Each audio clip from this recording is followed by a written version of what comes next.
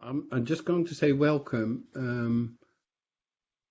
So this is well, it's the second event, but it's actually the first event discussing the figure, one of the 5 figures. There will be standing.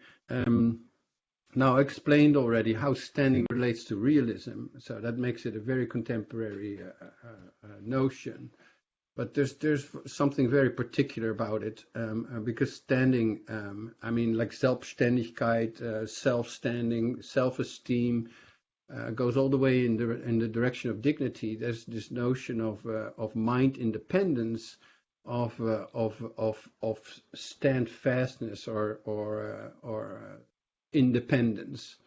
Of course, what you don't explain then is the artistic side of realism, which is completely imitative, right? So how is it actually possible that we can have a philosophical sense of realism that's really about mind independence, while we have an artistic side of realism that fully depends, right? That is fully imitative and always depends on the other that has to be imitated.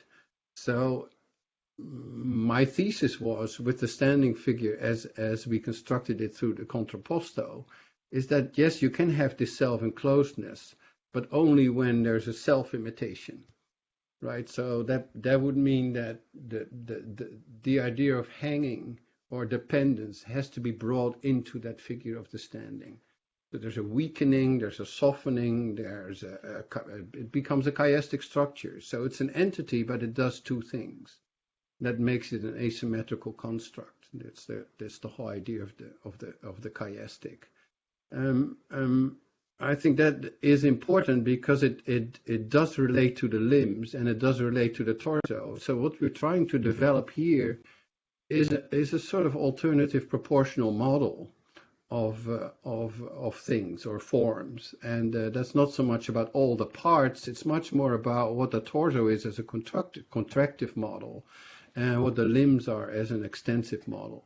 So we get these sort of 2 positions brought together in one system. Now that relates obviously to Ravaisin's obsession of grace as a law of the limbs. It relates to Leonardo's discussion of grace in the limbs. There's many discussions of what the limbs are as extensive or external parts, right? Not as parts that are hidden in the torso, because that's of course the classic model of the whole that has all the parts inside, almost like a shopping bag. But in this case, the limbs or the members are active, but they're also like projected outward, right? So as we get this sense of giving and shining being related directly to movement and proportion. Now, this is important for us because it brings us to different positions of realism, and one is I discussed it shortly in the lectures. One is that the classic model of realism, of this independence, is actually limbless, right? That is the torso. We know that from Sloterdijk's first chapter in You Must Change Your Life. You know, we get this he quotes this poem of Rilke, the Archaische torso of Apollos, actually in German, and there's a command, there's a radiance of this torso. It commands you to actually change your life. So there's in this type of thinking, which is really a form of essential thinking. It's really about the torso contracting on itself. So that really stresses this whole idea of independence and self-standingness. The weird thing is it stands by itself, but it doesn't have legs anymore, right? So it becomes pure torso. And this brings us to Fukuyama, you know, with this whole discussion of thymos as a passion of the chest, of anger or spiritedness, the man with the red cheeks, according to Nietzsche.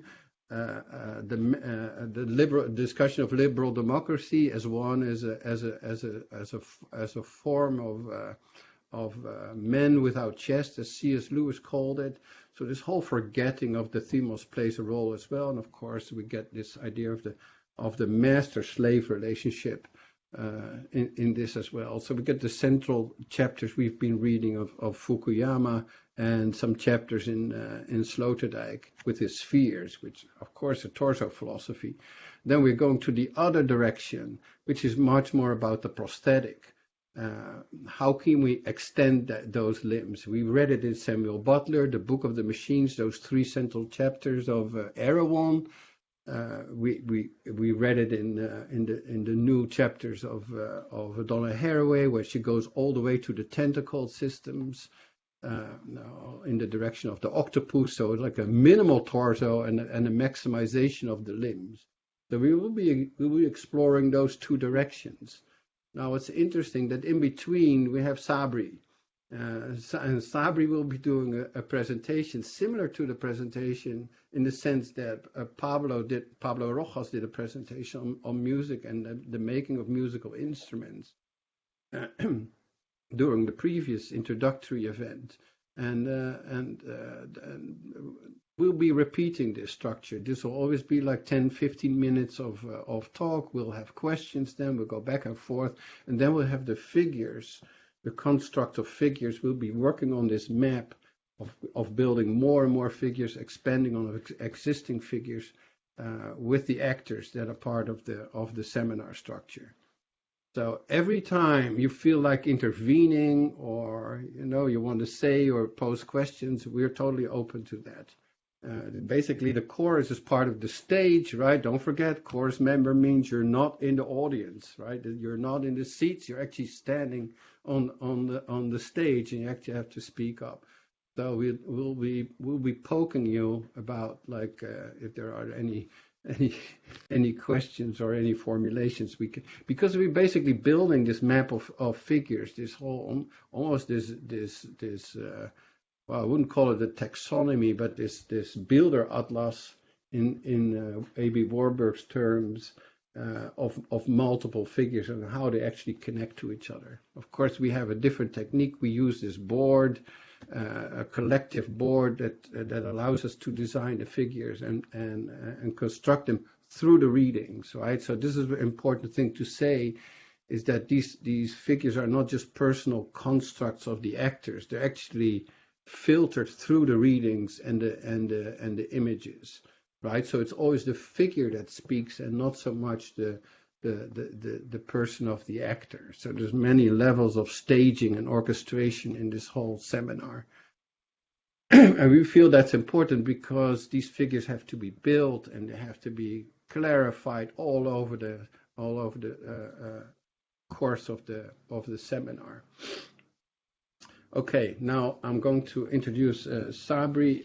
I've known Sabri for a very long time. We worked together at Georgia Tech, first as a master student, and then as he did his PhD. That's the material that I sent you. A really quite marvelous PhD on Goethe's morphology. We discussed this a bit earlier, starting with German idealism, how actually this notion of polar thinking, but before it's called dialectics actually, this notion of polar thinking comes really from the change from physics to chemistry, and that sort of invades romantic thinking on the side of Goethe, but also on the side of philosophy with Schelling, the whole Weltseele, this whole moving forward, and then only then it goes to sort of it lands in the hands of Hegel. Sabri started his PhD with this expose on German idealism, Romanticism. He calls it a digital Romanticism. We'll get to that. With a quite extensive analysis of the elective affinities, which is quite with actually plans who is sitting at what table, who's talking to who at what moment, and this whole structure actually becomes less and less of a novel and more of almost like a chemical construct. And it's quite interesting to see this there's almost like a social physics in Goethe of the elective affinities, and that brought Sabri to this analysis of the contraction expansion pair, what we of course call torso and limbs. So he'll be constructing this idea of the torso limb index, which actually gives us a lot of tools to actually understand form, and really form as it's sort of enclosed in itself, not as what it does or what it means or what it is socially or economically or politically, really as the power of form in itself, as a ratio of the torso and the limbs. Now, that brought him to studying not just the plant morphology that we know from Goethe, but also animal morphology and architectural morphology. So we'll be going through all these different stages. Sabri is an assistant professor. He's now at the Kadir Has University in Istanbul, where he's also the chair. So and that gives him a lot of time actually to do more work on Goethe and architectural morphologies. So my plan is now to give the word to hand it over to Sabri, who will do this presentation that we showed you before, that we sent you before, and then we'll open it up to questions. Thanks, Lars.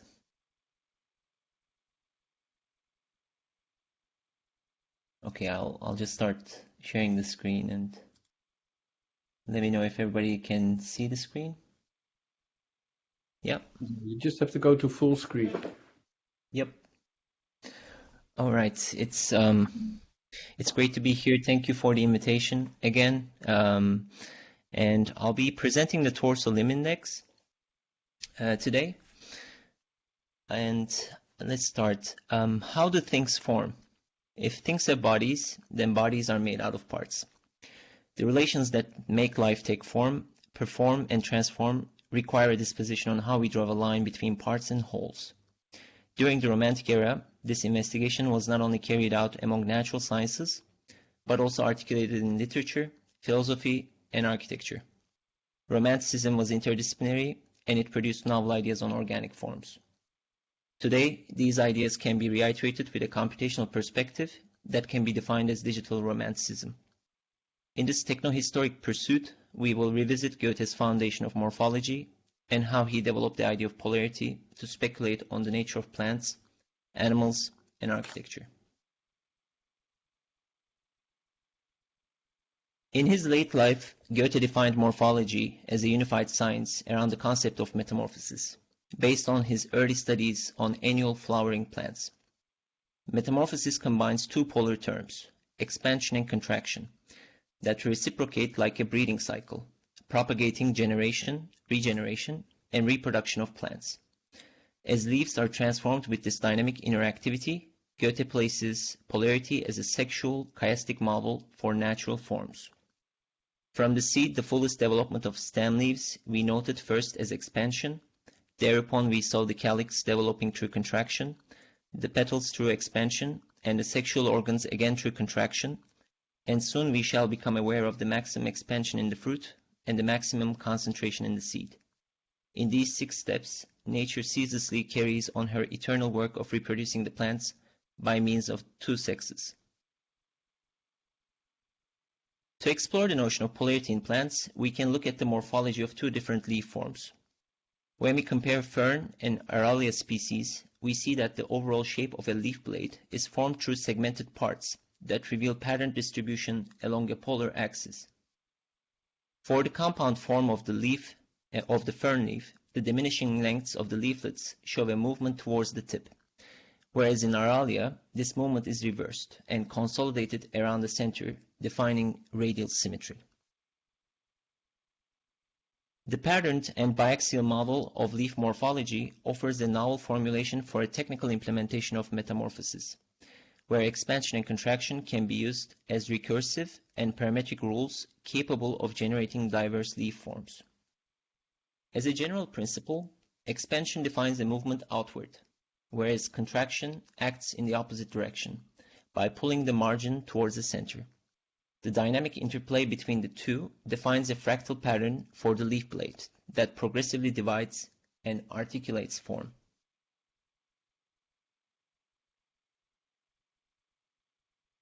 After testing this algorithm with different parameters, 16 different leaf forms are generated that offer a polar structure for leaf morphology, where expansive and contractive types can now be categorized through bilateral and radial symmetries.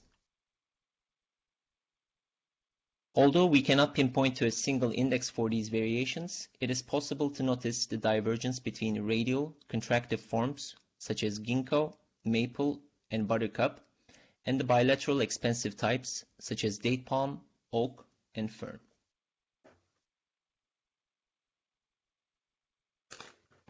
As a philosophy of natural forms, Goethe's chiastic model of polarity can be extended onto the main dichotomy in nature between animals and plants, mobility, freedom, and fixity, rigidity. Plants and animals in their least perfect state are scarcely to be differentiated. The creatures which gradually emerge from this barely differentiated relationship of plant and animal pursue diametrically opposite paths in their development towards perfection. Thus, plants attain their final glory in the tree, enduring and rigid, while the animal does so in man by achieving the highest degree of mobility and freedom. When we consider Goethe's morphological formulation within the animal kingdom, polarity offers a tripartite structure for the body, where the sensuous, locomotive, and reproductive parts appear along an axis. In insects, these parts are distinctively visible, similar, and segmented along a continuous elongated torso, whereas in animals, the lower parts of the torso are merged and differentiated, with hind legs appearing at the end of the body.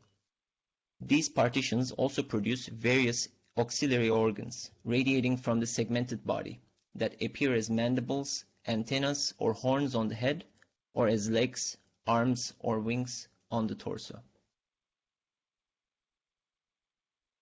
From a structural point of view, there are various polarities between the torso and limbs, where the former has continuity and rigidity, whereas the latter has discontinuity and flexibility.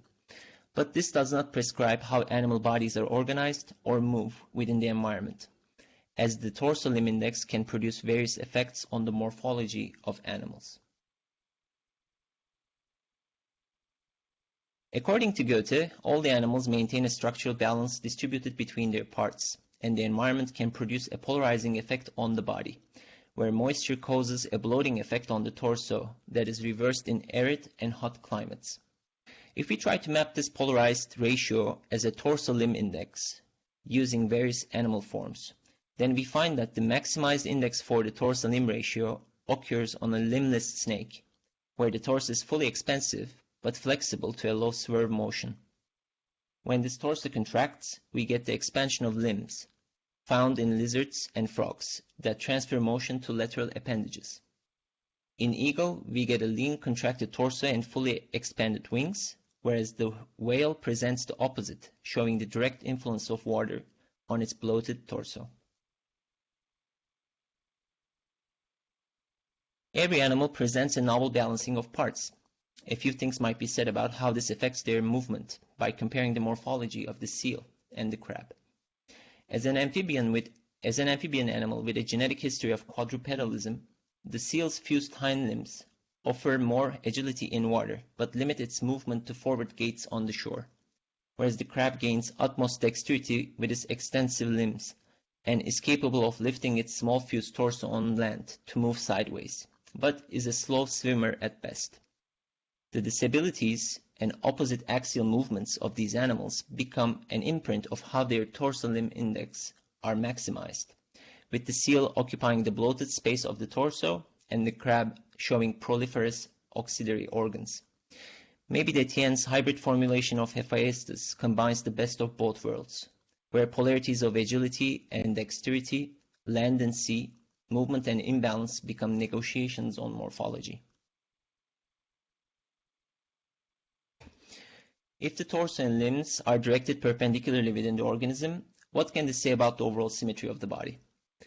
During the Renaissance, human anatomy became a direct source of inspiration to copy nature's perfected formula for proportions and beauty, where scholars rediscovered Vitruvius's description of how two perfect forms of deity, the circle and the square, overlapped with the navel.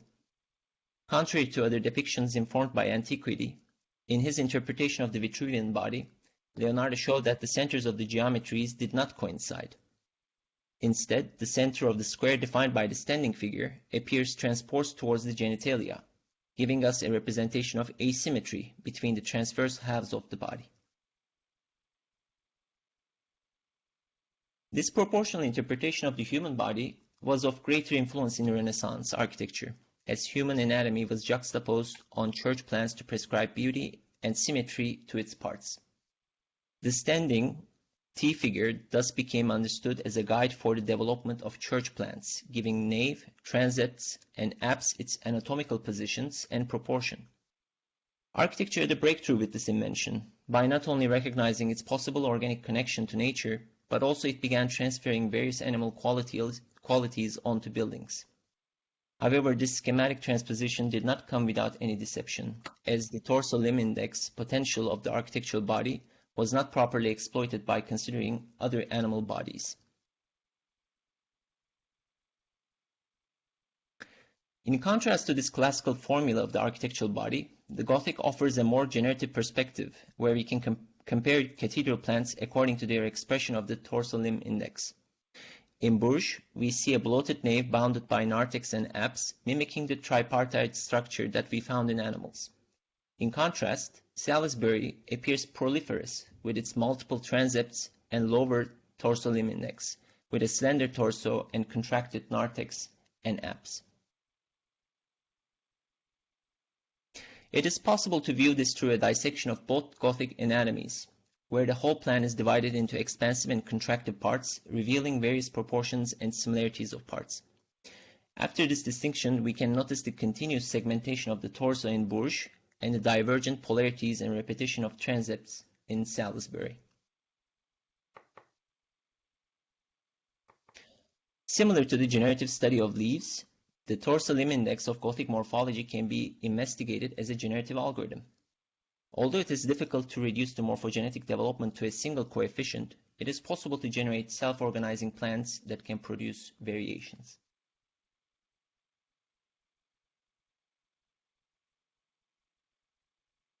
A question that remains is the role of gravity in this computational inquiry, on whether the asymmetry generated through the plans are balanced through ornament or some other means, so that the index always maintains a balance regardless of the expressive divergence between the poles.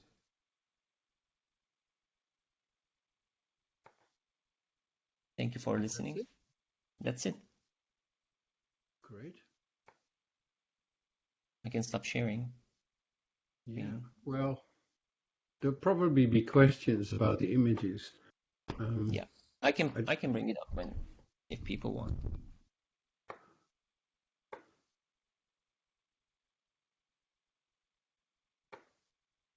Okay, chorus.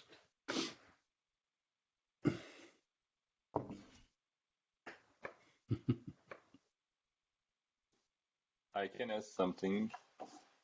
Yeah. I was wondering about the role of the limits in the extension. Is there a limit or a particular state where everything gets fixed in the extension, or is it something that continues forever? So is there a limit to growth, you mean, in the body, in the torso limb? Is there a search for a homeostasis or something in the notion of the extension? Well, sure. I mean, something that I think will come up in these examples is that, like especially in the architecture, we can talk about the Gothic variations. There's no sense of environment, so the whole variations are driven intrinsically. So in that sense, we can of course define some parametric limitations to the examples, and I think like it's definitely up for debate. Like it needs to be explored. Like what would be the limitation? Like how far can we actually stretch the limbs without completely removing the body or the torso, or vice versa, right? So that's definitely something to be investigated. So I mean, that's kind of the example with the snake actually, because it's Goethe defines it as infinitesimally subdivided or extensive, right? We can actually make it as long as we want, and it will always self-segment and elongate itself. And there are a lot of monstrosities in rainforests, for instance, like these pythons that are like, I think 20 or 30 meters And like when you think about them proportionally, they're like they seem limitless. So that's why I think it's Yeah. it's a good question. Like, what is the limit? So is And it I was snake? wondering if, Is it? Oh, sorry. Just thinking if the snake is a torso or a limb. Yeah. I mean, I'm thinking of it as a torso, Mhm. but it's like it's stretchable. I think that's also I think that's like the question is a bit tricky because there's a lot of topological variation that we can implement to this. Like, so in a sense, the examples or the variations that I do, they don't have a sense of scale, right? They're driven through symmetry. They're driven through proportion. So what I find more interesting is like when something self-segments, there's actually a distribution of parts. So in that sense, like the limit is set intrinsically, right? So you cannot, like, if you want to make something maximized, then you're giving it 100% and the rest 0%. That's what I would say is the limit. So that's how we get a snake. Actually, we don't get it in limbs. So we get a full torso. So that's, I think, the limit of the torso. okay, so everything is Sabri, I based on just proportions. Go ahead. sorry. Sabri, I was just gonna follow up with that idea of the limits. So Yes. would you define them as a threshold? When you reach the limit, then something else happens. Like when you reach the limit of the expansion, the contraction starts to control that expansion. Yeah. So, for instance, in the leaves, those variations are actually done with thresholds. Like there's a threshold for growth, like for bifurcation, for expansion and contraction as well. And when we change those thresholds, we get different types of leaves too. So that's kind of I control the topology through geometric distances or this geometric thresholds, so to speak. But of course, like that's not how a leaf grows, right? It actually grows continuously. So the expansion and contraction happens simultaneously because there's this pulsating interactivity in the plant. So in a sense, I'm trying to discretize those pulsations as steps, as procedural steps. And I think in a sense, it makes it also interesting, like if we can almost make a chronophotography of the whole growth sequence, but without any sense of scaling up or without any sense of growth, so to speak, right? There's only self-segmentation, self-differentiation. So in that sense, like the limits or the thresholds, I think they're not still tied to size or scale. I would say they're tied to how that engine works, how that engine is set, and where we find like other types, other leaves in the morphospace of leaves, basically. Hey, this is pretty extreme because it differs so fundamentally from evolutionary theory, from Darwin, because that's all about fitness. And this doesn't seem to be fitness. And that's one point. Another point is that, well, at least between animal and vegetal, but also between animal, vegetal, and mineral, because you're like including buildings. But let's just discuss. This sort of equalizes all forms. It puts all forms on one plane, right? It doesn't have this the chain of being of Aristotle. And what's really interesting is that now movement and appearance become equated. You know, you get this sort of the plants that are immobile but seem to be like following a certain type of torso limbs structure or index that's comparable to that of animals that actually do move. So how does that work? How do you actually, within, let's say, one plane of forms, how do you actually get to this differentiation being Goethe? Because it seems that, you know, that the plants have to invent a form of movement, while the animals need to invent some kind of form of appearing, either by their coat or by their smell or whatever.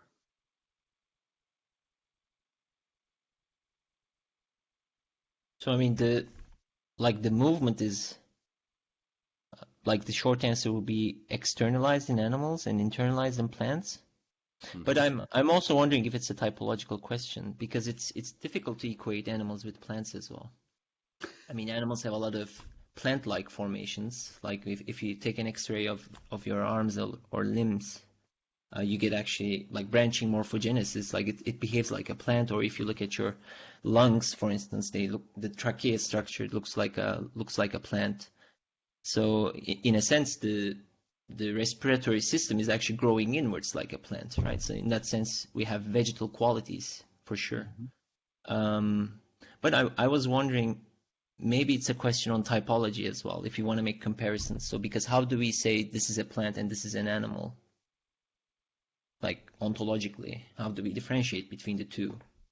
Because Goethe makes it a contrast, like he says, one is directed towards expansion, the other one is towards contraction. One is light oriented, the other one is darkness oriented. And I mean, animals do grow in the dark. So in a sense, what happened to that vegetal quality, or how did it reciprocate inside the animal? That's kind of a question. I would say maybe also like how do they come together in the architectural argument as well, right? Where do we see the animal and where do we see the plant? Or what kind of roles they take up. I'm not sure if you're satisfied with that answer, but in terms of movement, I mean, like, of course, plants do move when they grow, but they're more rigid and fixed. They're more stationary. And there are, of course, creeping species. And I also have an example. I looked at an example that is, I think it's called the Dickinsonia. It's a species that its origin is undefined, actually. They don't know it's a plant or an animal. But if you look at it, it actually looks like a symmetrical leaf sitting at the seabed. So it's a creeping animal, but it looks like a leaf with bipolar symmetry. And that's why it's difficult. Like it has one opening towards that center of gravity. So that becomes actually kind of a nodal or the navel of that animal. So it has a single hole, and it has a overall morphology of a leaf. So the torso is not segmented; it's a single torso that is a leaf. That's I think maybe the most overlap we can get in terms of those two species. So that's basically a really slow moving animal, right? So it's almost like a plant.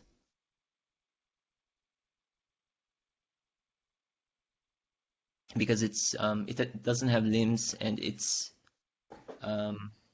seal properties are not fully developed yet. I'm also thinking of, usually Goethe would be read in comparative literature in the humanities, and so you're reading it from the point of view of a technical university. Which sort of displaces the whole argument. Now Goethe has been read, in science, as we know from Goodwin, people like that. But they sort of grab whatever they need to explain sort of the notion of form.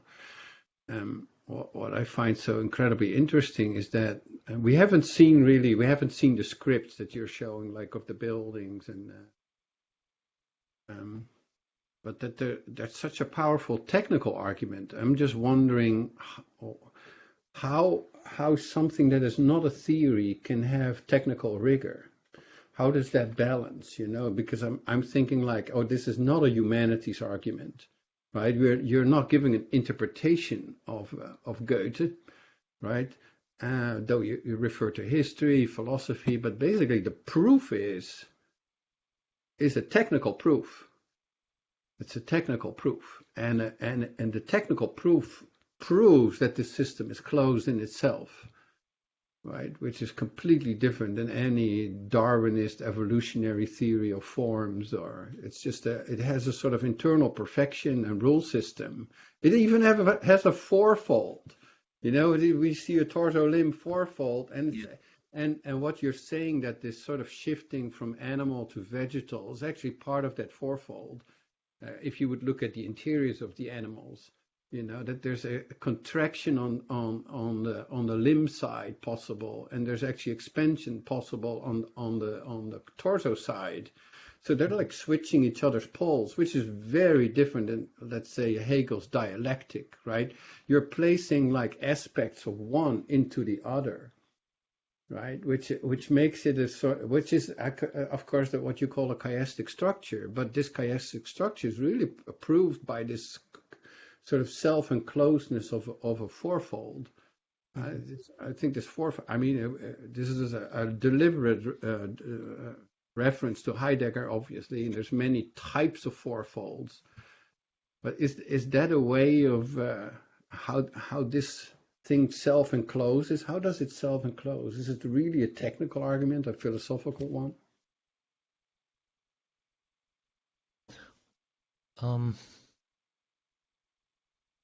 I mean, so the animals I had on the fourfold, for instance, they're not stationary, right? So that's what we call as ecology. So they're mobile, so they can actually move through the poles, and they can also migrate. They can change their morphologies if they want to adapt to different environments. So there is some, I think the way we have to look at Goethe is there's an intrinsic engine to nature, so it's kind of deterministic, but it's like exploring its potential in an environment. So I think that's where the closure comes. So there are some constraints put onto it, but those constraints actually do not control the intrinsic engine. The intrinsic engine is kind of repeated among different species, among plants, among animals. And I think maybe that's also says something about the closeness of it. So it looks like a system to us. And like it doesn't exclude anything, but like I'm wondering if it being closed is an issue or not, or that, because that's also something that was kind of criticized when I was proposing this as a thesis, that it was not approachable. It's like too much like a sphere, right? So but I don't think Goethe you looks didn't at draw the that. circle around it. Yeah, I didn't draw the circle Heidegger around. would. Yeah. Yeah. I mean, I don't know if Heidegger would call that the Welt, like the world, but like that circle, because it's also maybe a self-contained closed system on its own. But then, like, how does that system reciprocate on different levels the same way? That's I think another question. You would be able to draw a fourfold for the vegetal world as well as probably maybe for buildings, right? Yeah. I mean, I had it actually. I can pull up the slides if anybody wants, but I don't know if you would like to see them. 3 more minutes probably. Okay. I mean, I had. I can pull it up. Like I think it kind of gives it a structure, deterministic structure. And I think the technicality of it is like it's self-regulatory as well. Like when we follow this type of thinking, when we try to look at nature like Goethe does, I think it kind of conditions the way we classify forms. So this I also got through the animals as well, right? So that's also something that we have to think about. Like how would we, like it's actually, I actually had a lot of difficulty trying to prescribe a definitive position to these animals, because it says it's difficult on quadrupeds, for instance, when an animal has 4 legs, like the upper and the lower half, they have different symmetry distributions. So especially like if you think about the giraffe, for instance, right? So it's definitely oriented towards the head, where the animal is more invested. And like I think the horse would be kind of a balanced version of that, because the head is like more contracted in that sense. So it also offers kind of a structure to comparative morphology, I think. Like when we look at animals together, we can understand like maybe how they redistributed their nutrients or their morphologies or their properties. That's I think what Goethe calls as perfected, because they become specialized in one thing, right? They are either standing or hanging, or they are running, or they're like really slow movers, but they put on a lot of fat so that Bloated. they're more protected from the environment. I think that's kind of they have trade-offs basically, so they cannot do everything. I think the secret is that the torso in itself is it's itself acts like a set of members. So it's modulated, it's broken up, and that allows it to expand in different directions. So of course we know that from Evo-Devo biology, the Hox genes, all that sort of stuff of limb formation. But I think it's very important to say that the spine, what you're showing there on the left, is already an indication that the torso, and you see that same in the Gothic. That's why Cataneo's project is so bad. If you go to Cataneo, which is almost a classical, it's almost a classicist trying to understand the Gothic cathedral, and it completely fails, because he doesn't understand how the transepts are created by the nave, and it doesn't understand how the apse is created by the nave, how itself ends, and the narthex on the other side. There's like no understanding of the articulation. If you go to your Gothic slides, you see that the torso and the nave is such a beautiful word for that, because it's a ship. This hold, it's almost like Heidegger. This hold, this vessel, being contracted, but in such a way it can actually expand in these multiple directions. Of course, the big question is how can buildings have the same morphology as animals while they don't move, right? That's a big issue in this case. Why would we be so obsessed by architectural morphology being that of an unmoving animal? So how does it retrieve its movement? I think when I thought about the crab, for instance, like there's some definitely like orthogonal structure to these two animals, like especially the one on the right, because it has such a contracted torso that is not flexible, right?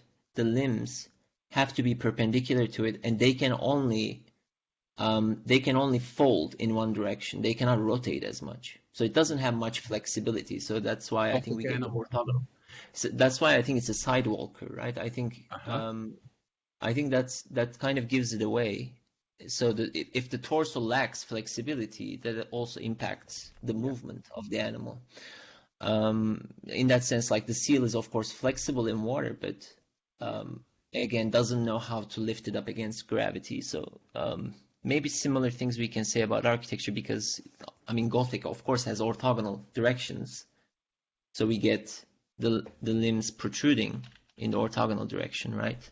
And in that sense, like this is a play of gravity. What I actually was speculating is, especially when you were presenting about the sharp, like the asymmetry of the spires, like I'm wondering if those spires are actually in balance or not, because there has to be gravitational symmetry at least, so that it doesn't collapse on one side, right? We are looking at heavy structures. So in that sense, how do we have asymmetry in the body or in the torso or the limbs that has to still negotiate gravity somehow? Like same thing for the animal morphology and same thing for the architectural Well, I think morphology. the contrapposto figure solves that problem. That's by an internal switching. It's just that the question is like, what would the difference between the crab and a salamander? Where the salamander is allowed to like change its nave and make it a serpentine figure, and the crab being an orthogonal mover. I'm also thinking like there's an extremely vegetal interior to Gothic cathedrals. It's quite clear, as a precedent of Art Nouveau. It's so vegetal in many of its aspects, especially the rose window. So there's a whole sort of vegetal answer to this non-moving of the animal body, I'd say. But you're saying, well, it's actually to all creatures that there's this switch of vegetal animal, because they're part of the fourfold. So they're not a polar system. They're not a dialectic system. It would be really interesting to see if you could make like a similar fourfold for vegetal life and for Yeah, I think spectral I life. agree. I think that it's also because there are also volumes being produced in the vegetal kingdom. So it's not only flatness. I'm showing leaves that are flat 2D, but there are also a lot of folding vegetal structures like fruits or other types of bodies, Cactus?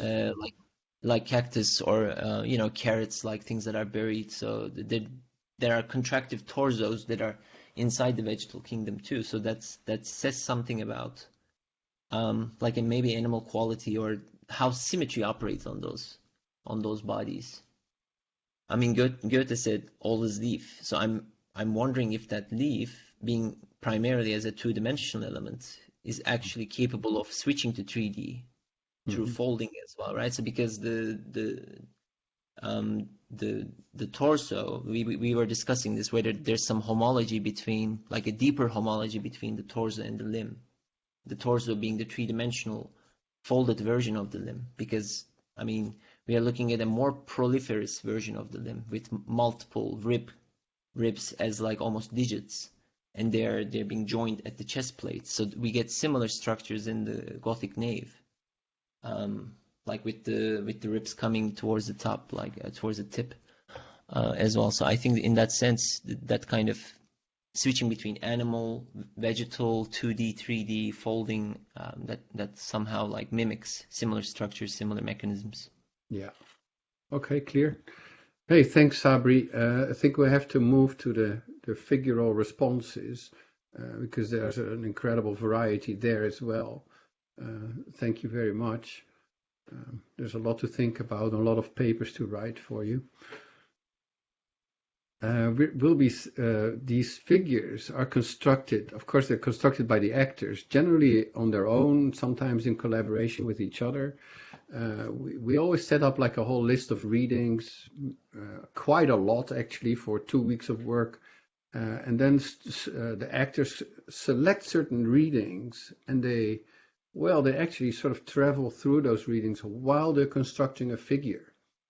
So they're like building little figures out of those readings and expand them with images and present them on the board. And the idea is that while we present them on the board, they become sort of a collective structure for the whole seminar. It's quite interesting to see when they're working on the board that you see so many names represented on the board. Quite beautiful sort of collective drawing board. And there's lots and lots of questions about how we actually construct all these figures and what kind of contours they have, what kind of centers they have. We'll be starting with Hayden, who is like on one end of an answer to the torso limb index. This is the pure torso. This is that figure that's under the chest, the archaische torso of Apollo. That's actually the subject of Rilke's poem that is used by Sloterdijk in his book "You Must Change Your Life." So, and of course that will have all kinds of issues, sprout all kinds of issues in the direction of either Hegel, history, as well as the prosthetic. So I'm giving the word now to Hayden, or the chest. All right, thank you, Lars. So beginning with this chest figure, it's characterized by the idea of thymos in Plato's characteristic of the soul between logos, eros, and thymos. And I'll begin with this quote by Fukuyama from The End of History and the Last Man. It says, "Thymos constitutes something like an innate human sense of justice, and as such is the psychological seat of all noble virtues like selflessness, idealism, morality, self-sacrifice, courage, and honorability. Thymos provides an all-powerful emotional support to the process of valuing and evaluating, and allows human beings to overcome their most powerful natural instincts for the sake of what they believe is right or just. People evaluate and assign worth to themselves in the first instance and feel indignation on their own behalf, but they are also capable of assigning worth to other people and feeling anger on behalf of others." Mm-hmm. And then moving down, there's this limitation to thymos in practical liberal democracy, talking about how the attempt of liberal democracies in the Hobbes-Locke tradition to banish the desire for recognition from politics or to leave it constrained and impotent left many thinkers feeling quite uneasy. Modern society would henceforth be composed of what C.S. Lewis called men without chests, that is, people who are composed entirely of people who were composed entirely of desire and reason, but lacking that proud self-assertiveness that was somehow at the core of man's humanity in early ages. For the chest is what made man man. By his intellect he is mere spirit, and by his appetite he is mere animal. So there's this burning, it's not desire, it is specifically not desire, but there's this burning thymos in the chest. And of course, there is a darker side of thymos. We see with Admiral Lord Nelson here, with his chest puffed out in the way of a general. And thymos came first, thymos, which first came to light as a humble kind of self-respect, can thus also manifest into the desire to dominate. This latter dark side of thymos was of course present right from the outset. In Hegel's description of the bloody battle, since the desire for recognition provoked the primordial battle and ultimately led to the domination by the master of the slave, the logic of recognition ultimately led to the desire to be universally recognized and thus to imperialism. And so there's this concept of the heart in the chest, and that is this willingness to risk your life for recognition. And it's, Fukuyama puts it, the human historical process started with the battle for pure prestige, in which the aristocrat master sought recognition for his willingness to risk his life. And then similarly, it's not a coincidence that the medallion awarded to soldiers for having the courage to risk their life is a purple heart, because this heart is in the chest and it is the center of thymos. And it is also the source of blood. And then there's excerpts of Edgar Allan Poe's The Man Who Was Used Up, describing this elusive general as a man of great courage, quite a desperado, and he has prodigies of valor never heard. All of these characterizing the ideal form of a general, which is inherently a bloody and courageous figure. So here we have the general speaking again about the bloody actions of a battle, but then one mustn't fight and think of coming off with a mere scratch. And then Fukuyama explains that man's first human act may have been his willingness to risk his life in the bloody battle, but he did not thereby come fully free or therefore satisfied. This would only come through the course of historical evolution. And so separating the chest into these two categories of blood and breath, which is the heart and lung, we have an idea brought forth by Bachelard, talking about how, I should say therefore that, I'm going to just read his translation of it, that being is round, because to add to it seems that round is to keep a doublet of being and appearance. When we mean the entire being of its roundness, in fact, it is not a question of observing, but of experiencing being in its immediacy. Full contemplation would divide the observing being into being observed.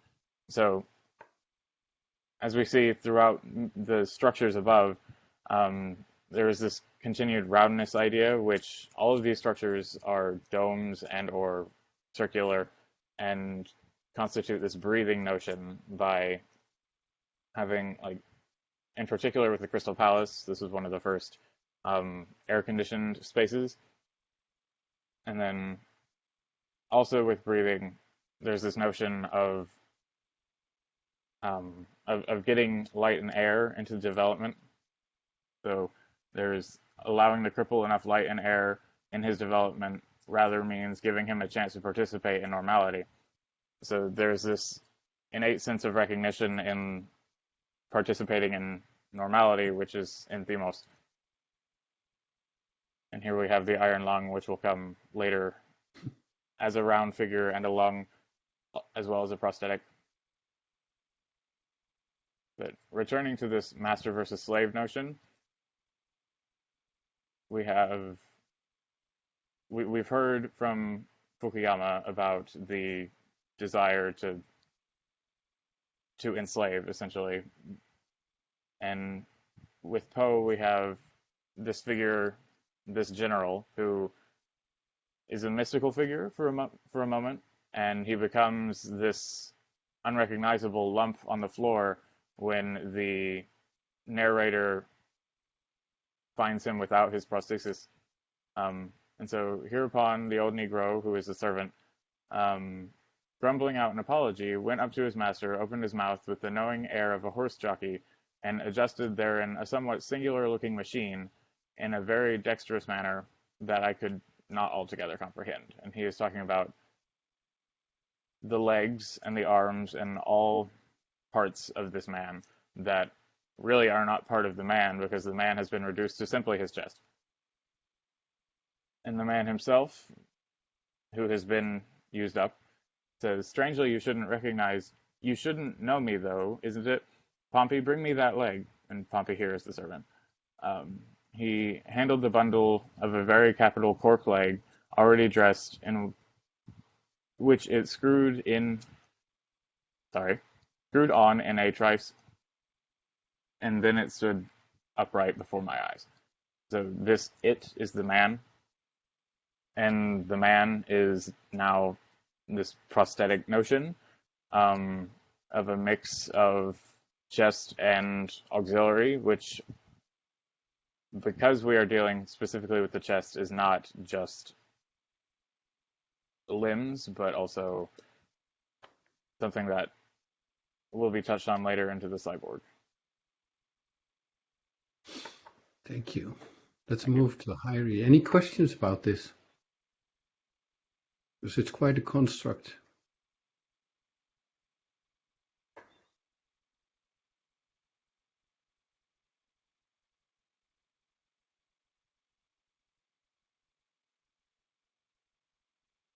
All right, so I can take it over from this discussion of prosthesis. And the next figure is a cyborg. And there are two types of cyborgs that I'm going to talk today, actually. The first one is, as we read in science fictions, understanding the cyborg as a fusion of human and the machine, and the machine as an addition to the human body, where it becomes a part of the human body. For example, in this project, which is titled Third Thumb, the prosthetic 3D printed thumb attached to the hand. Different than the examples that we have seen before, this thumb is not a replacement of a missing limb, but this is an extra limb attached to the body. And based on the comments of the trials, the users who tried this thumb, after 7 days, they realized that they started using this extra thumb without consciousness. It's literally become a part of their body that, like all the other limbs, the thumb started moving and functioning as an extension of the body, which means the thumb is also absorbed by the body. So there is this movement towards the body, outside the body, and towards the body itself. However, this understanding is not sufficient to understand the cyborg figure by itself. The second definition of the cyborg, as in Donna Haraway's term cyborg, is rather than being about the fusing the human and the machine, it's more about the tearing down the separation between the two. So the link is already there, and we are eliminating this separation by bringing the cyborg figure into the discussion. For example, in this short video, we will see that the user with the robotic arm working out. However, at one point, the battery of the robotic arm dies, and it requires a separation between the prosthesis and the human body, because the prosthesis stops obeying the commands of its user. It somehow rejects its user. Of course, this relationship between the user and the prosthesis echoes in Ballard's story in the 1,000 Dreams of Stella Vista. His story is about a psychotropic house, the relationship between a psychotropic house and its users, its inhabitants, let me say that. And a psychotropic house is made out of plastex. It's a soft material, so the house can shape-shift and change its form based on the movement of its inhabitants. So in order to serve its inhabitants better, by time the psychotropic house starts absorbing its inhabitants' behaviors, emotions, and the movements. So there's a self-movement from the user to the machine to the psychotropic house. And his story starts when a couple moves into this old psychotropic house, which used to belong to a movie star called Gloria. So the house is actually absorbed the behaviors of Gloria. And when the new user starts living in the house, they realize very quickly that the house reflects or echoes the memories and the behaviors of its old user. And after a while, the new user, Howard, starts to develop a love relationship with the house itself. And the house starts to somehow get jealous of Howard and attacks his wife, which results with a divorce between the Howard and his wife, and Howard starts to live in the house by himself. So this self-movement is actually can be also seen in Hofmann's story of the Sandman, where Olympia, an automaton who plays an instrument, and its owner starts falling in love. While we have this self-movement, so this self-movement is a mimetic movement where the automaton or the machine or the psychotropic house start not only mimicking the behaviors, but also developing their consciousness through that mimetic movement. And in polarity to this self-movement, we have the self-othering, which can be represented through Narcissus. And the story, of course, the Narcissus that falls in love with his reflection is more than about the egoism and the self-love. It's more about self-othering his own reflection.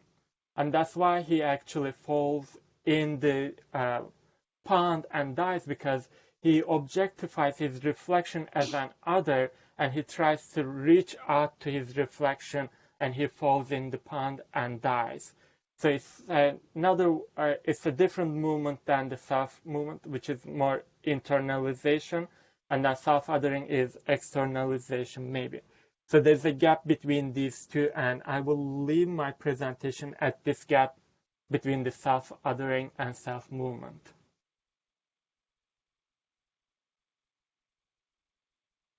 So we're getting to a theme here of master-servant, and the servant having a whole range of tricks to transform and to adapt and to almost reduce the master to pure torso.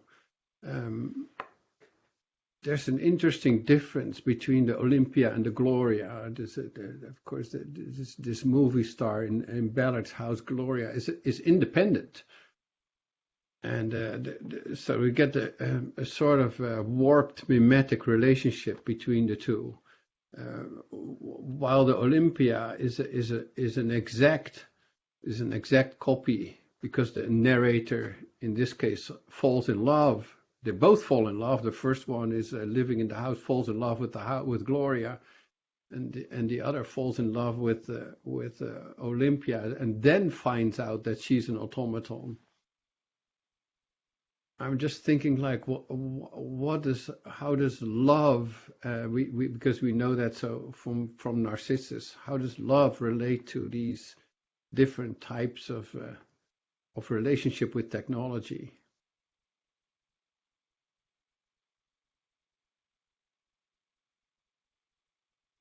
Do you have an answer?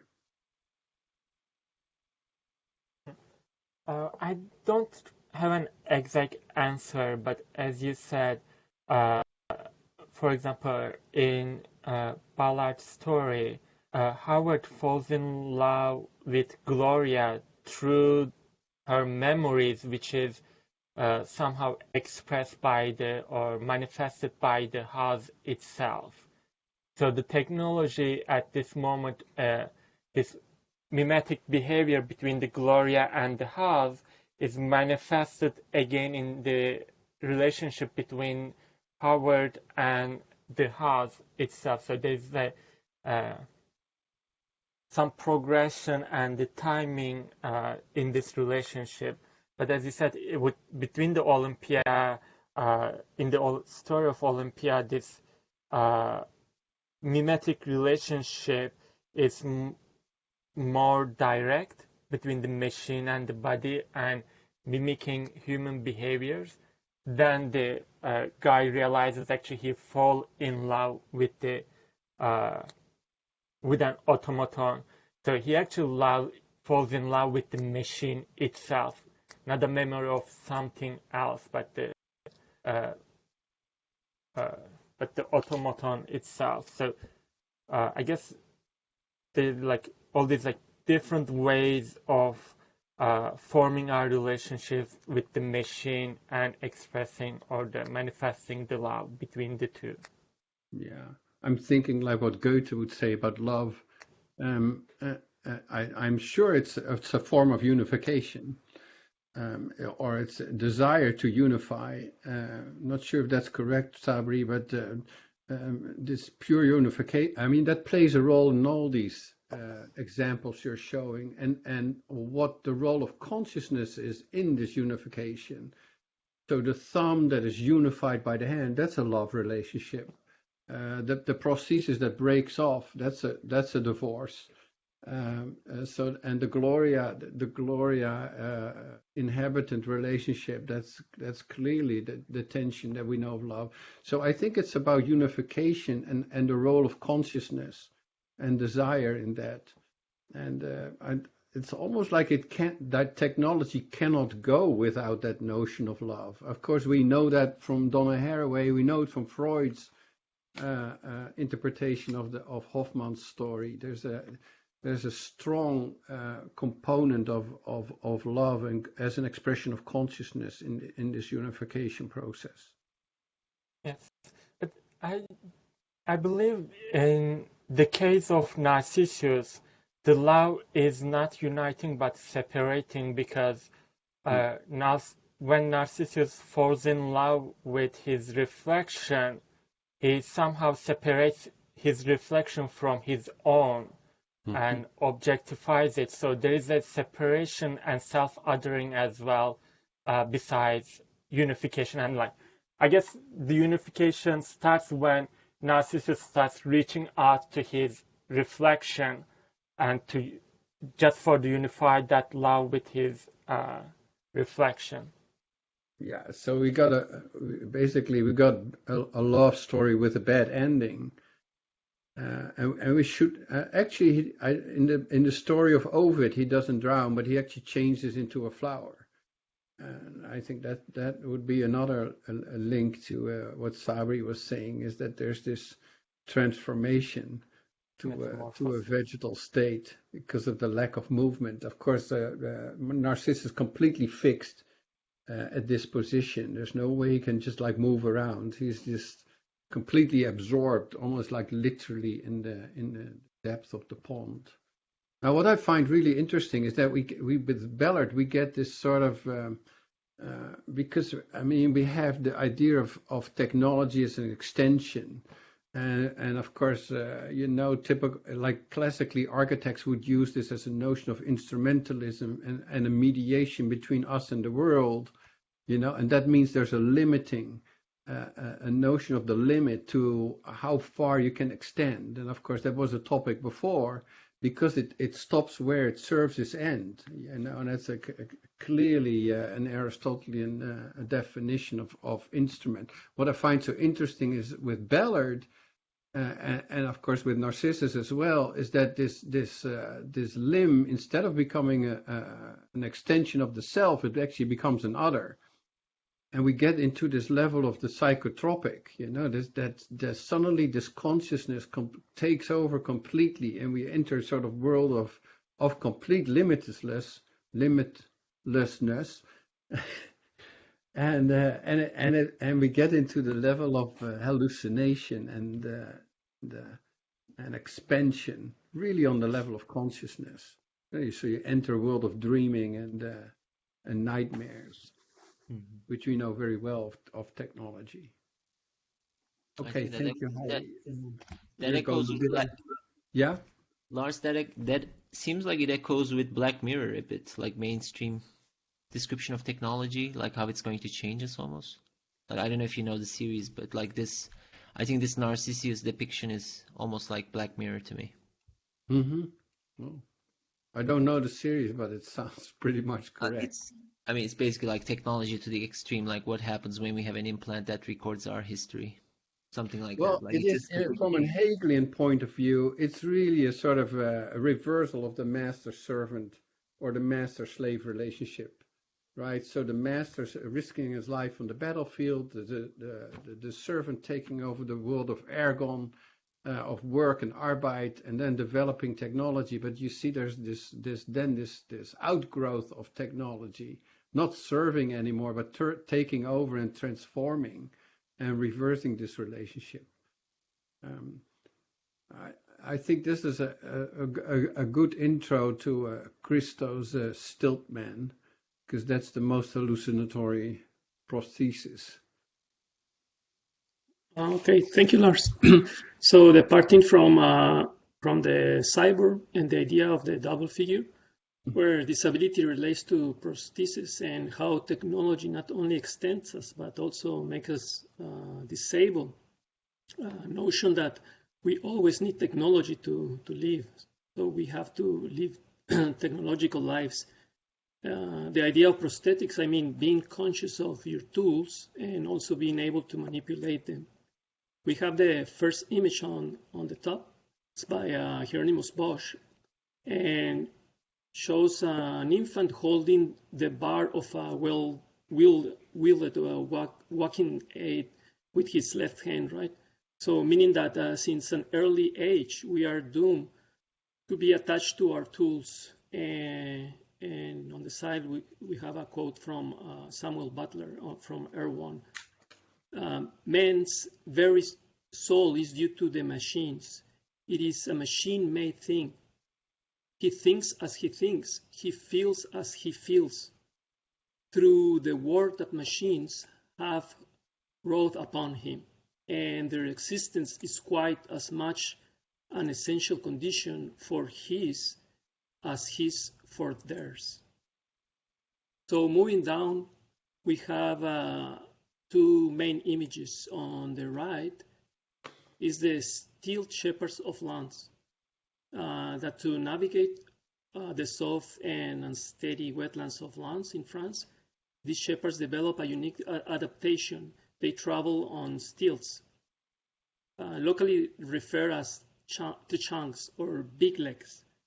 The 5-foot wooden stilts were strapped to the person's legs. They also carry a long staff or stick, which helped them to direct their flock and support for resting comfortably in a tripod configuration, right? The shepherds were elevated to keep track of their sheep and be aware of the wolves hunting the sheep, right? The people of lands were trained in stilts walking from a young age and were capable of astonishing dexterity and balance. And on the left is the image of the vegetable lamb of Tartary. This is a legendary zoophyte of Central Asia, once believed to grow sheep as its fruit. It was believed that the sheep was connected to the plant by an umbilical cord and grazed the land around the plant. When all accessible foliage was gone, both the plant and the sheep died. So this kind of relates to what we were talking at the beginning with Sabri's presentation about what's a plant and what's an animal, right? So this is a zoophyte, it's an organism, this legend, right? Is thought to be intermediate between animals and plants, or as an animal with plant-like attributes or appearances. In the 19th century, they were reclassified as radiate, if I'm pronouncing it correctly, and radiates is historically a taxonomic rank that was used to classify animals with radially symmetry, body plans. Also, there are some exceptions like the echinoderms that exhibit unmistakable bilateral symmetry, like the brittle star, which is the image below the lamp of Tartary. This brittle star is a kind of echinoderm. They crawl across the sea floor using their flexible arms for locomotion, and they generally have 5 long, slender, whip-like arms, and they can regenerate the lost arms or segments of the arms. So what I'm trying to point out here is it's a relation, a reversible relationship while working with the notion of prosthetics. The thinness of the stem stills, the slowness of the movements, the balance, the fruit of the sheep at the top in relation to the sheep on the ground. And out of this comes the use of crutches, right? So if we can, we see the image on the right of Flannery O'Connor, one of the most beloved American authors, right? Who suffered from lupus and needed to use crutches to get around. And her image is a struggle, a certain sense of vulnerability, like almost all people in crushes, this suffering. Also, the fictional character of Edward Scissorhands, with his inability to touch others without hurting them with his razor-sharp prosthetic fingers. So we see here the same suffering, the same thinness. There is an internal struggle and pain. And here I can quote Samuel Butler's Erewhon.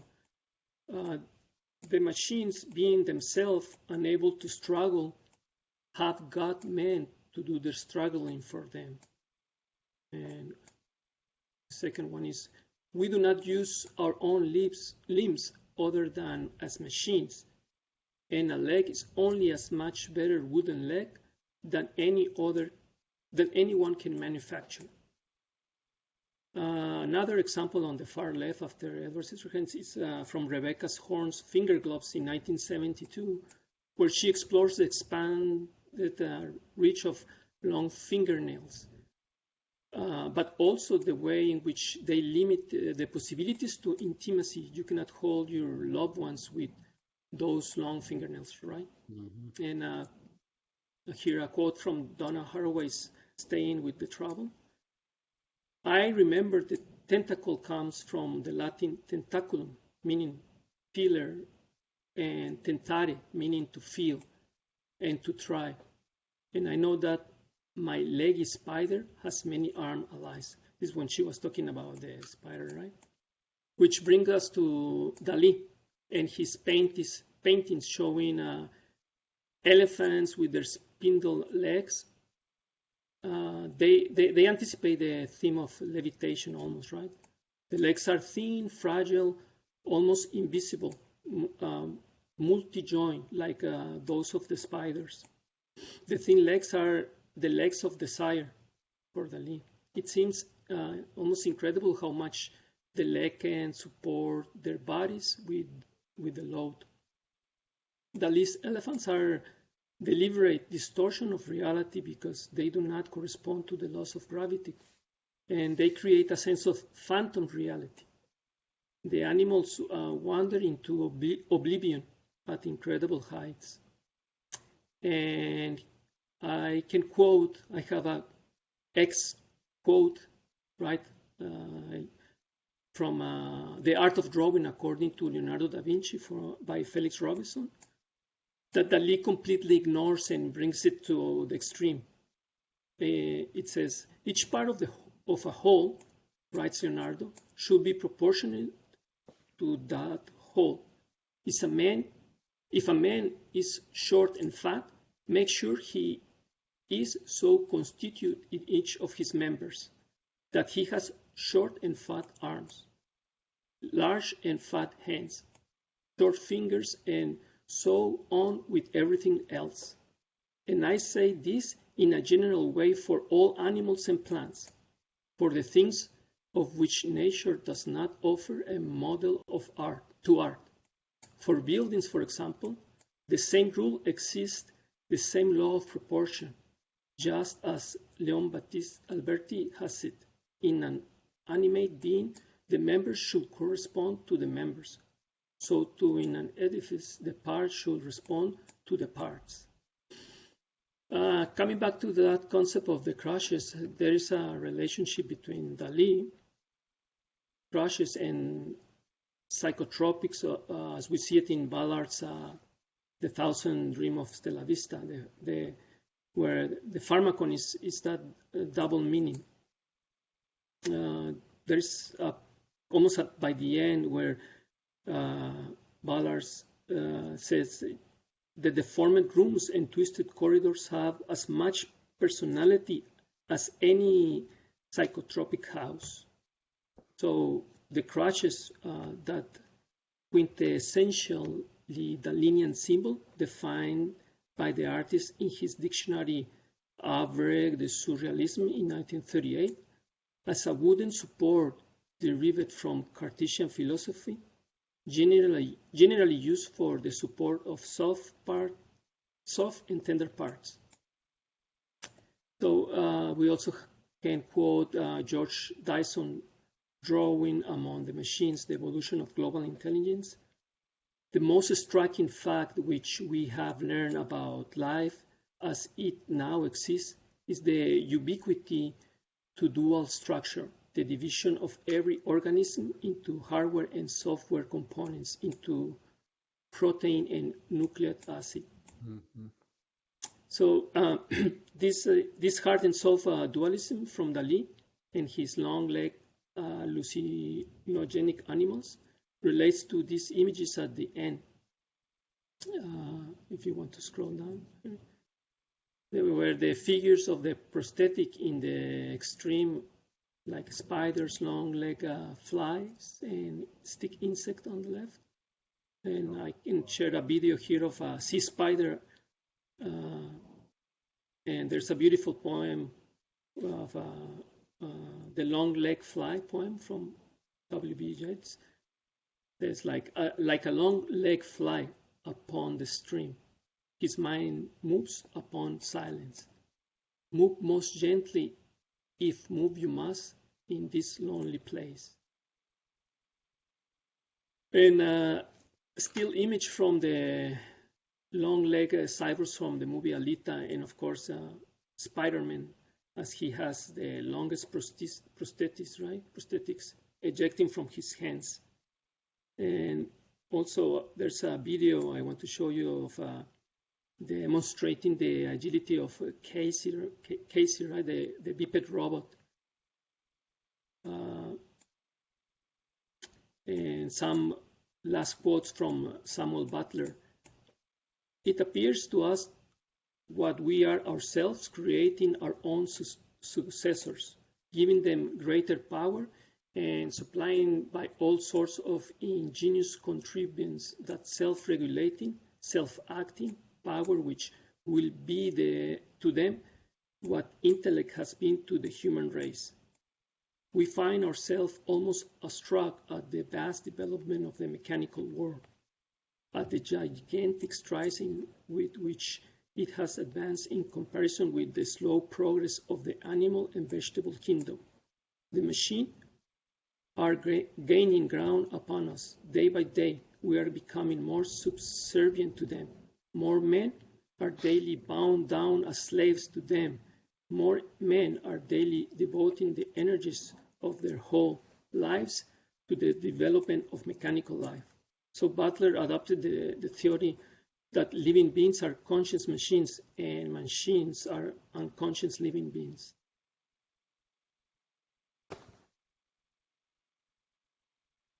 There's some kind of very complex relationship, not just between torso and limbs, but also hard and soft, and animal and vegetal. And this is all introduced by Sabri and the questions of Sarp and Hairi's presentation. I'm just trying to sort of get my head around it. It's like this extreme or limitless expansion of limbs goes together necessarily with some kind of vegetal consciousness. There's this internal transformation which is psychotropic, right? This vegetal consciousness. I'm sure Sabri would have to say a lot more on this, because it is very psychotropic. You know, this sort of, the more like these limbs develop, it's not that they're encountering a world or anything. They're transforming internally. And so the more that the animal extends its limbs, it doesn't encounter anything. It just transforms internally into this hallucinatory body. I'm just wondering how it is possible, you know, for these StiltMen to actually live in this village. Must have been an extremely weird sight to just see them running over the field, because I guess they're like faster than anybody. They're walking like in the air, and how that actually transforms them, and then this weird transformation that you show on the left, like with this plant consciousness or animal having a plant consciousness. I think there's some kind of multiple relations that are not like separate and next to one another, but they're actually involved and deeply embedded in each other. What do you say, Sabri? I mean, before the presentation, we were talking about the limbs and octopus, like how consciousness is distributed between the body, between the torso and limbs.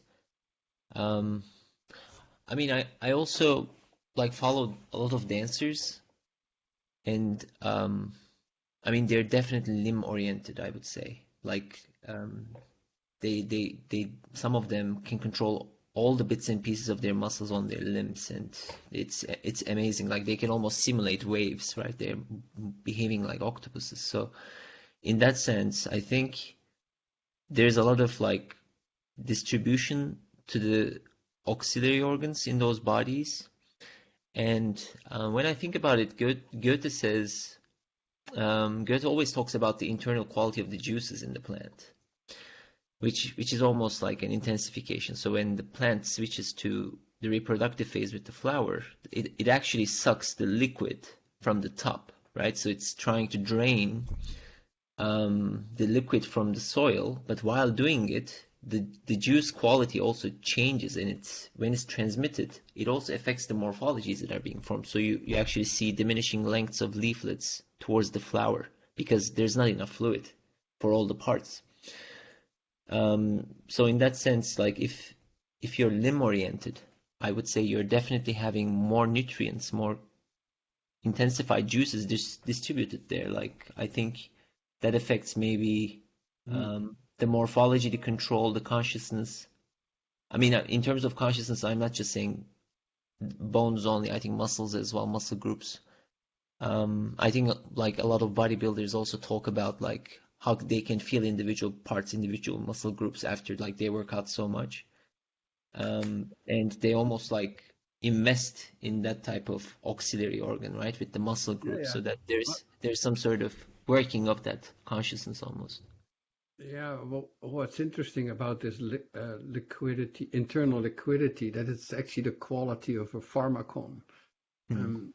It's hallucinogenic, and so I'm thinking like those Dali images are completely logical. There's like you get this extension of the limbs, and then the image is not an image of, but it's actually the internal consciousness of what those figures at the top feel and undergo. So there's a complete change of their world. And so I'm thinking like, this animal vegetal transformation is also a hard soft transformation. So this vegetal is really a claim on this sort of internal weakening and this softness or liquidity, you call it, which is really transformative. I guess Goethe calls it intensifying, but it's really about transfiguring and hallucinatory qualities. I think that's really interesting. That shows that that this whole idea of the extensive is really a matter of internal consciousness. And again, this transformation of animal vegetal and vegetal animal. So I'm trying to, Pablo used the word reprise or reprise. I'm just constantly thinking in loops, that these ambiguities are not like dialectic or anything. They're actually stabilizing entities. Just to go to the notion of the figure again, this is not bad news at all. They're actually dealing with paradoxes. It's not sort of this static state of, we have an in-between, or, and we always get this sort of this problem of the trans, that like in the transdisciplinary, that we get stuck in the middle, but it's not properly disciplinary. This is actually showing that these forms of reprise, that these figures are quite powerful in how to sort of stabilize their form. And not because of a dialectic sort of set of transformations like in evolution, but actually to have those forms. So I think this can actually be placed in the fourfold, and really as a sort of experiment of the cyborg. This StiltMen is a really weird term. It's almost like, a Donna Haraway term, like female man or Onko mouse, or this sort of always a hybrid. I think that's very interesting. You get this sort of doubling that becomes one, or that and the one that becomes chiastic. But it's definitely a story of consciousness. I can maybe add something just a little bit more to that, like what you mentioned as the switch between animal and the vegetal. I described the former as freedom, the latter as rigidity, right? But when I think about it, like the limbs are actually more plant-like, and that's also where the freedom occurs in the animal body. They're more free to express themselves and engage with the environment. So in that sense, there's like we think the limb formation is more about perfection, but I think it's more about divergence. Like I think there's more asymmetry, and that's where it requires like a lot of functionality too. Also, Hyrie showed this kind of prosthetic extension, which is morphologically incorrect, by the way. That can never happen in polydactyly cases, like in finger formation. That doesn't occur actually. You don't get a symmetrical thumb alignment. The thumb bifurcates actually. Yeah, so That really makes it. Yeah. Hey, yeah, wouldn't you say that insects are prosthetic? That the insects, I mean, are basically in symbiosis with the plants, and they're actually working as prosthetic, what you call asymmetries. I mean, these wow. flowers actually work, you know. I mean that's a, I mean I would say not only prosthesis but mimesis too. Like there are a lot of So, insect bodies that mimic leaves, right? So that's like how does that happen actually? well, the argument is that the prosthetic is always mimetic here, Yeah, right? yeah, So that's, yeah. but it's quite clear that you could sort of understand insects or smaller birds, you know, as prosthetic to plants. So it doesn't end with the flower. Hegel was very much against flowers and plants, you know. He thought that they didn't have a proper self because they couldn't express freedom, as you would say. So Goethe would agree with Hegel at that point. I don't think I would agree, to be honest. So let's move on. We have an in-between position. We are also building on the Gloria figure in the direction of the Venus. There's a lot to say about that. We're a bit later than usual, but there's a lot of expanding of the figures going on, a lot of different relations. That's fine, Heidi. So from the figure of Aglaia, we begin to develop a secondary figure, not so secondary, the Venus figure. And we start with the statue known as the Venus de Milo at the top. She stands as an enigma. She's a goddess, and yet she's not complete. And her torso exposes a curvilinear and undulating figure, only half revealed.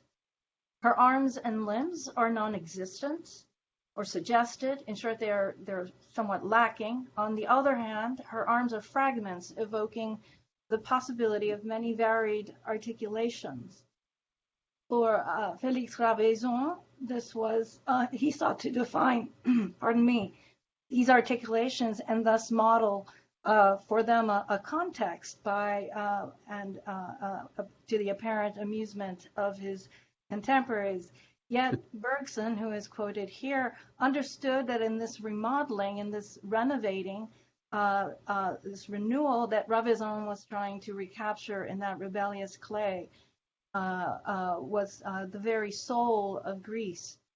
Now, the other aspect of the Venus figure, from the curve of the torso, one imagines also the posture of the lower articulations. We do not see the legs. We can see them as articulated through the drapery. And the legs are suggested through these folds and position themselves in a dynamic stance that is full of potential, the contrapposto. Yet this lower part of the torso remains sheathed, not yet tidy. I'm having issues with control. The lower part of the torso is actually sheathed. It actually remains hidden. And I think this is a very important part of this initial sort of introduction of the Venus figure, and perhaps an articulation of an older figure emerging in antiquity that is expressed as well by Pierre Hadot when he speaks of the enigmatic figure that is emerging from prehistory, where the lower part of the body is completely encased in a tight sheath. Pardon me. So from this figure of Venus, this archaic figure of Venus, we begin to evolve in the figure of Venus genetrix, Venus coming into appearance as we move on down, Heidi. Venus genetrix also contains a sense of the sort of the stance of a revealing and a not revealing. From Heraclitus, Thusis cruptestai philae, translated to nature loves to hide. We have Hadot, who interprets this as well. Could I get to the Hadot, please?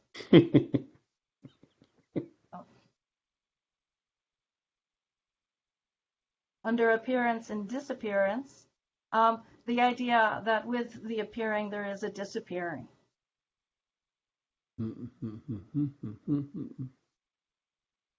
Now, the Venus genetrix dynamic arraying of the lower limbs also involves an evolution where her garments, as we see lower down, also intertwine and interlace the limbs. The drapery becomes one with the body, belonging to it, both detached and not attached. It becomes an accessory garment, but that is also hard at work in defining the posture. The parergon in this case is hard at work in the ergon. Now to the right, in the east, is the standing figures of the caryatids of the Erechtean, the appearing and the disappearing of the torso and its articulations of the standing figure, and its supplemental drapery further coheres and is difficult to detach in this case. What constitutes them is not simply their exteriority, but also their internal structural link to this the interior of the limbs, the torso, the standing figure, still in its dynamic posture of the contrapposto, as you see the limbs articulated through the drapery, but in this case, really becoming one with the body. Difficult to disassociate, difficult to separate. Mm-hmm.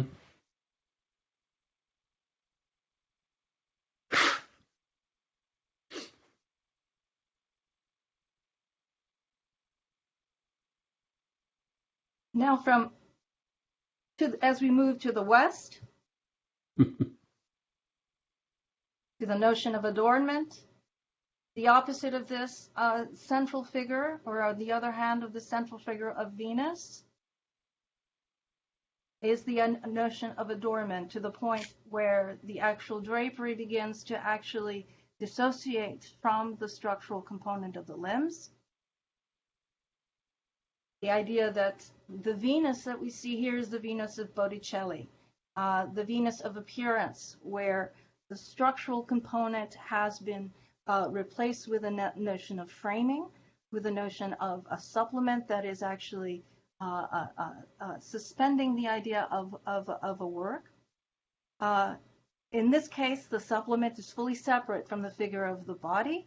However, in the figure of Venus in the Botticelli, we do have the idea that the actual, who is completely undraped, we do have the idea that her hair entwining her body also functions in the same form as the drapery, as do, and are merged as well with the figure of the nymph and the drapery coming towards her, as well as the zephyrs that are blowing, driving her to shore.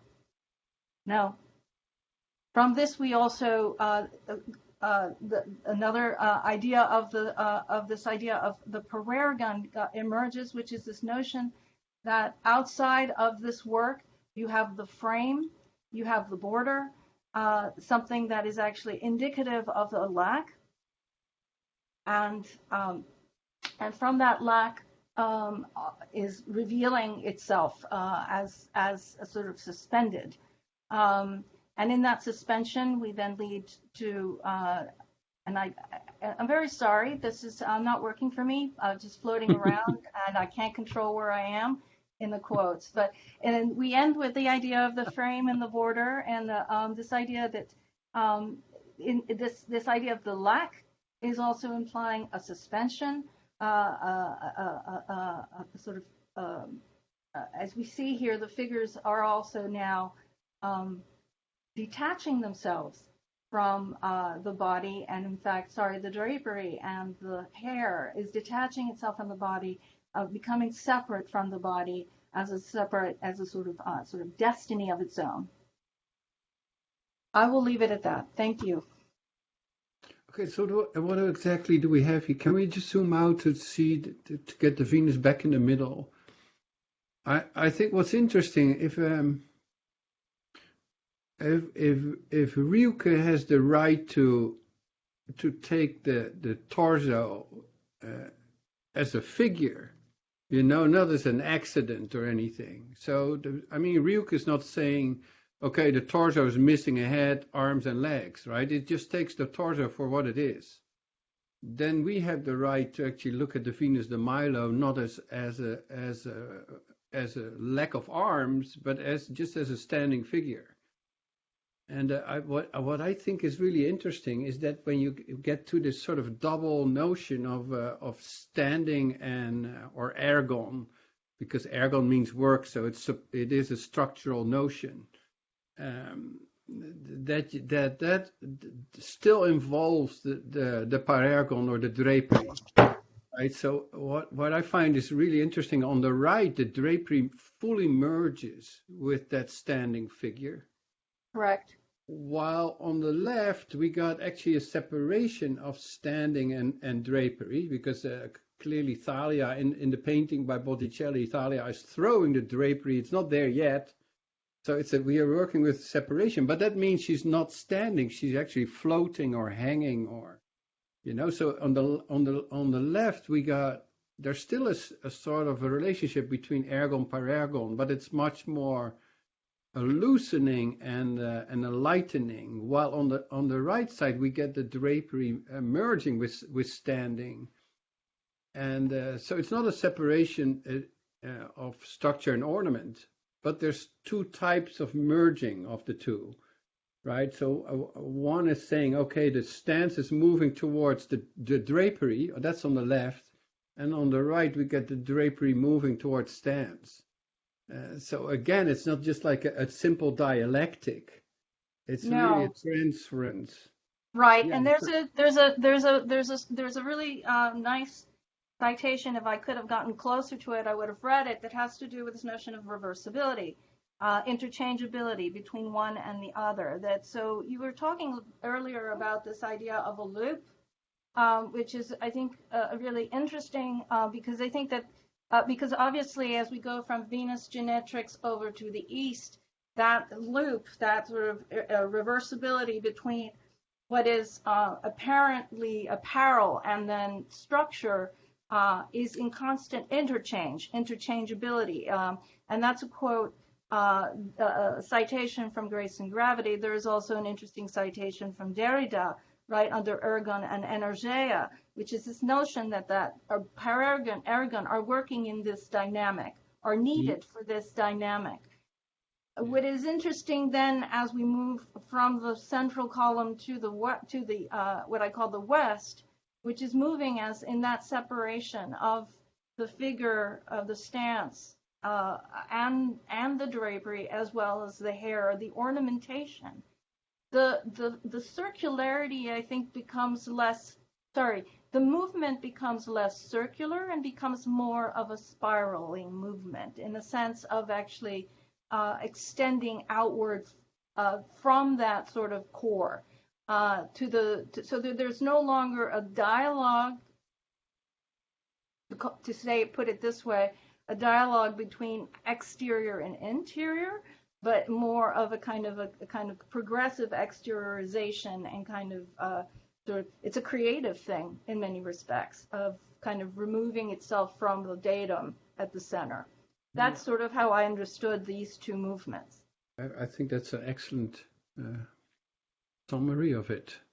I would just like to open it to questions one more time before we end. Marcel Detienne and Vernon already, for its craftiness, and how with those limbs it's capable of an extremely mimetic relationship with other animals. It can, for instance, there's octopi that can mimic like a variety of different fish. Can also like mimic rocks. So there's a whole set, the whole panoply of tricks. So I for sure that we go in the direction of consciousness. I'm also thinking, because with the sloth mimicking the tree and the monkey mimicking the tree, you sort of have me there. What's also interesting, I'm just thinking like when it falls from the tree, like what we are supposed to have done, 2 million, 3 million years ago, a bit more, fallen from the tree. It's like how these hands have evolved You can see from the monkey that the feet are actually transforming into hands. And then we are the sort of in-between creature, the most prosthetic of all. You know, as Christos said, we're bound for technical lives. You know, that animal can only survive with technology, obviously.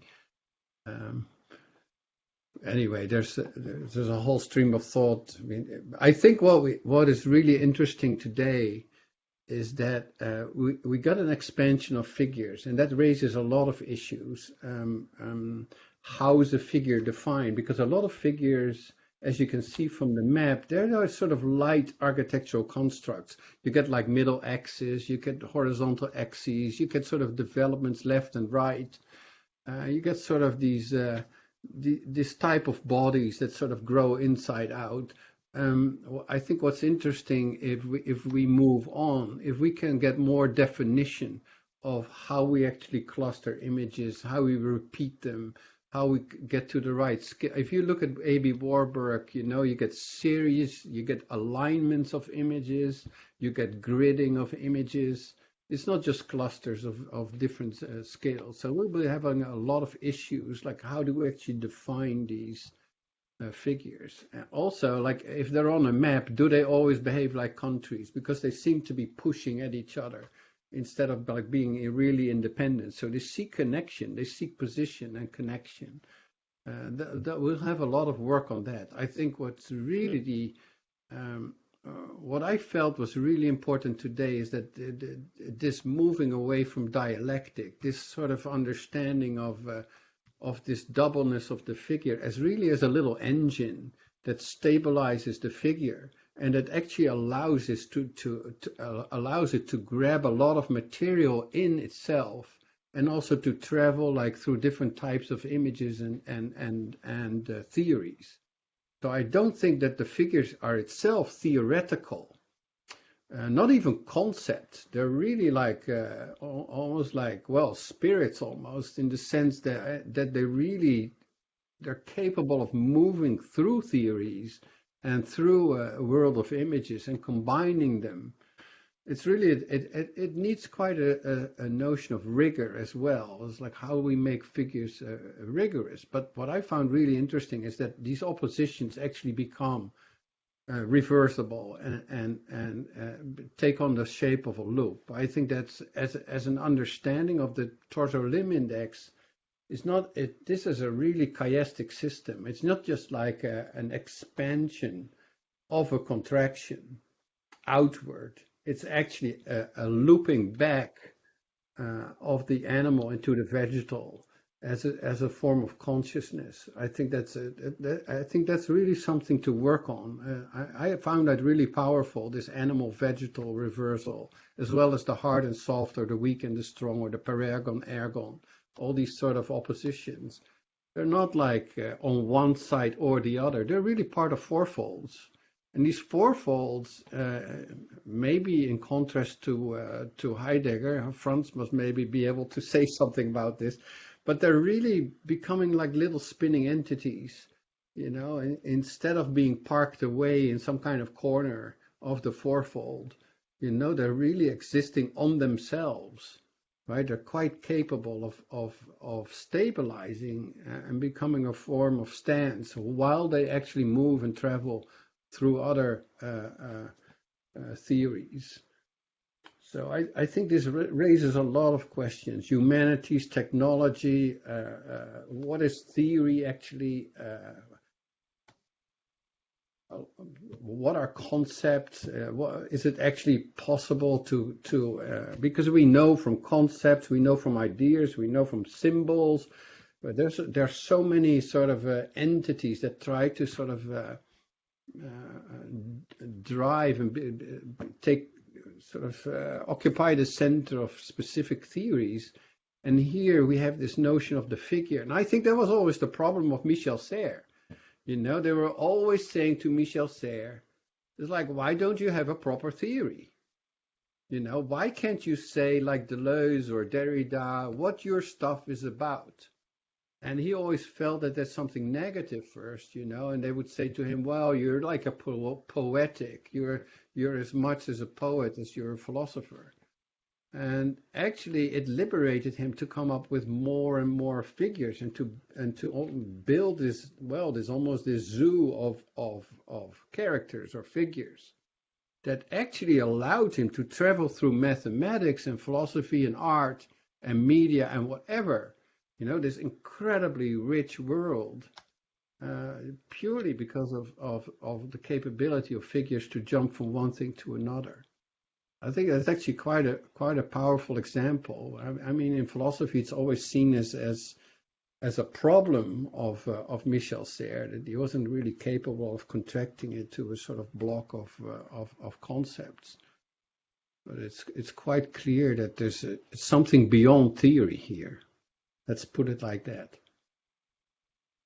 So if we can just conclude, because we're very, very long, we're always long. Next figure will be the jumping figure, which will be super interesting. We'll be discussing a lot of Vitruvius there. How do we get from jumping to Vitruvius? That will be another mystery. We'll be trying to invent new figures, I will also talk to a few chorus members to actually like involve them more precisely. I know there's been a lot of work on the notion of rhythm from different chorus members, so I will be trying to involve those. There's a lot of interesting stuff to say on the notion of rhythm, eurythmia, idiorhythmia from Roland Barthes. So that will be a whole new world of jumping and getting deeper into this notion of the gap and how the gap actually relates to the figure. So I want to thank everybody. You will see this is an ongoing work. Thank you for helping us to develop this massive map of figures. Thank you very much, and we'll see you in 2 weeks. See you. Bye-bye.